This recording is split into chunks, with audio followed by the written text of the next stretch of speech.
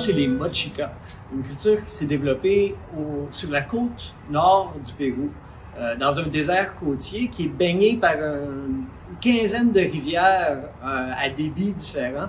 Et le long de ces rivières-là se sont développées une espèce de confédération de chefferies ou de petits États qui sont apparentés et dont les leaders partagent un certain langage religieux, un certain langage politique.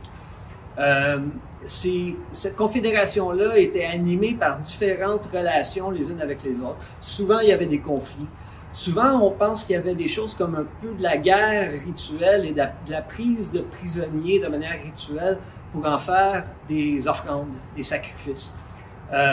Une des particularités du monde Mochica était que les leaders qui forment une espèce d'aristocratie tout au long de la côte nord, au fil de ces rivières-là, étaient apparentés ou s'identifiaient les uns avec les autres en personnifiant des personnages mythologiques importants au cours de cérémonies. Des cérémonies qui étaient très formalisées, où il y avait des événements mythologiques qui étaient recréés par les membres de cette aristocratie politique-là.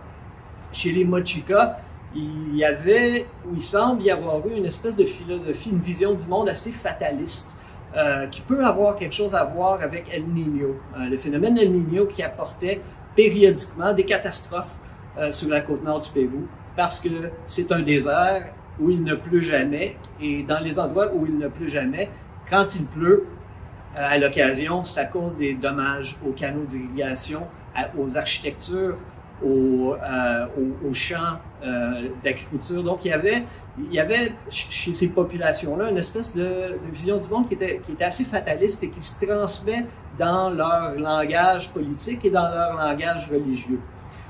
Parce que ces individus-là qui formaient l'aristocratie personnifiaient des personnages mythologiques importants, on trouve dans l'art Mochica un naturalisme dans les formes humaines qu'on trouve rarement chez les sociétés précolombiennes, et on est maintenant persuadé que certains des portraits qui sont faits en céramique, par exemple, représentent fidèlement des individus qui ont bel et bien existé, ce qui est très rare dans l'art précolombien.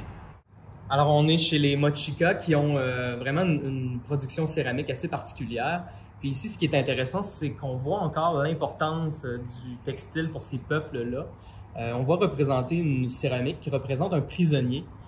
On voit par exemple qu'il porte une corde au cou, qu'il a les mains attachées dans le dos et surtout qu'il est nu. Donc, il est dénudé. Ça, c'est une pratique qui est assez courante lorsqu'on fait un prisonnier de guerre. On va lui retirer ses vêtements. Le vêtement symbolise l'humanité, donc en retirant les vêtements de notre prisonnier, c'est comme si on le réduisait à un statut d'animal, on lui enlève son humanité. D'un autre côté, on a un deuxième vase qui représente le même thème, mais d'une façon complètement contraire, où on a un personnage qui tient un vêtement dans ses mains et qui le présente. Donc, cette céramique-là représente en fait quelqu'un qui offre un vêtement. Le textile étant très précieux, étant considéré plus précieux que l'or ou l'argent, ça constitue une offrande qui est parmi les offrandes les plus importantes qu'on peut faire, par exemple, à l'empereur.